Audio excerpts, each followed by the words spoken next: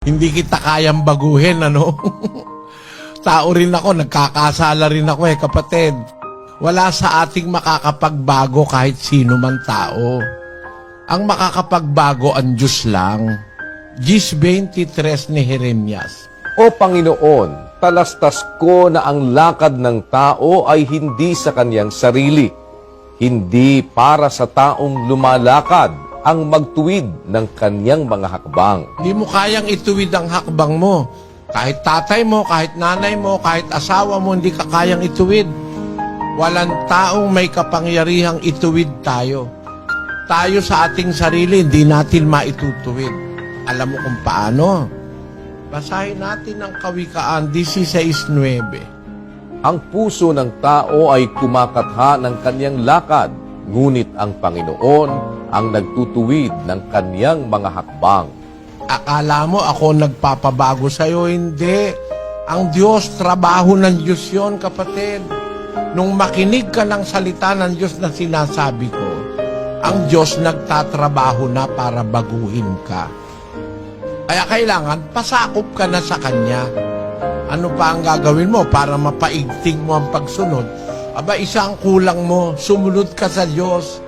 Tanggapin mo ang aral ng Diyos. Magbautismo ka, hugasan mo ang kasalanan mo, at mag-umpisa ka ng pagsunod sa Diyos. 22:16 ng Gawa. At ngayon, bakit ka tumitigil? Magtindig ka, at ikaw ay magbautismo, at hugasan mo ang iyong mga kasalanan na tumatawag sa kanyang pangalan. Kaya, kung talagang nakikita mo, nagbabago ka, huwag mong sa akin yun ikredito, kapatid. Kredito ng Diyos yun, hindi akin. Binasa ko lang naman yung kanyang salita Nung marinig mo yung salita, kung sumasampalataya ka, mag-uumpisa ng magtrabaho ang Diyos sa'yo. Unti-unti kanya nang babaguhin. Gaya ng sabi mo, nagbabago ka ng paunti-unti. Pero meron ka pa rin bisyo. Para maalis lahat yun, magbautismo ka, mahuhugasan pati bisyo mo, mawawala yan. Nakita mo, sa kapangyarihan ng salita ng Diyos, mawawala yung lahat ng nararamdaman mong mga bisyo na yan, mga kung ano-anong mga pagnanasa ng laman, maaalis yan sa pamamagitan ng pagsampalataya at ng pagtanggap mo sa aral ng Diyos. Ang pangunahing hakbang na itinuturo ng Diyos para doon sa bautismo, mapatawad niya ang kasalanan mo. Pagkatapos ng bautismo, lalakad ka na sa pagbabagong buhay. Bakit? Sa bautismo, bibigyan ka ng Diyos ng Espiritu na makakatulong sa'yo sa mga kahinaan ng laman. Yung mga bisyo, yung mga kung ano-anong kasalanan, kailangan mo dyan ng tulong ng Espiritu ng Diyos. 26:41 ng Mateo. Kayo'y managpuyat at magsipanalangin upang huwag kayong magsipasok sa tukso. Ang espiritu sa katotohanan ay nakahanda, datapwat mahina ang laman. Ang espiritu nakahanda para tumulong. Mahina kasi ang ating laman. Kailangan lang, para tumaggap ka ng espiritu na makakatulong mo sa kahinaan ng laman, kailangan mabautismuhan ka muna. 2:38 ng Gawa. At sinabi sa kanila ni Pedro, magagsisi kayo at magagbautismo ang bawat isa sa inyo sa pangalan ni Hesukristo sa ikapagpapatawad ng inyong mga kasalanan at tatanggapin ninyo ang kaloob ng Espiritu Santo. Sa bautismo, tatanggap ka ng kaloob ng Espiritu Santo.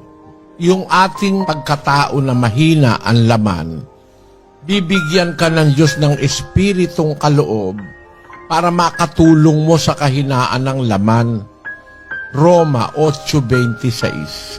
At gayon din naman, ang Espiritu ay tumutulong sa ating kahinaan. Tayong lahat na tao, tayong lahat may kahinaan ng laman. Para ka lang manalo, magwagi, laban sa kahinaan ng laman mo, sa mga bisyo mo, sa mga kasalanan mo, kailangan mo ang tulong ng Espiritu Santo. Yung tulong na yon, ibinibigay yon sa bautismo. Mag-uumpisa pagka-bautismo, makakalakad ka na sa pagbabagong buhay. 6:4 ng Roma. Tayo nga'y nangalibing nakalakip niya sa pamamagitan ng bautismo sa kamatayan, na kung paanong si Kristo ay nabuhay na mag-uli sa mga patay sa pamamagitan ng kaluwalhatian ng Ama, ay gayon din naman tayo'y makalalakad sa panibagong buhay. Pagkatapos ng bautismo, gaya lang ni Kristo namatay, nabuhay na mag-uli sa ikatlong araw, yung nabautismuhan, pagkatapos ng bautismo, parang nabuhay ka uli gaya ni Kristo at makakalakad na sa pagbabagong buhay. Kaya wag mong patagalin, kapatid.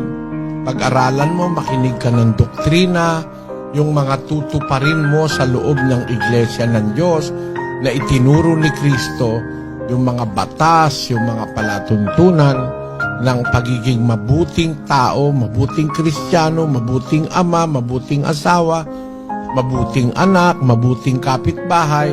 Lahat ng yon, pag napag-aralan mo, narinig mo, tinanggap mo, magpabautismo ka. At doon mo mararanasan yung kumpletong pagbabago sa buhay mo. Marami na akong nakitang mga tao, napakarami na, hindi ko na natatandaan silang lahat. Hindi sila nagbago sa panahong nakaraan, hindi na pabago ng kulungan, hindi na pabago ng batas ng tao.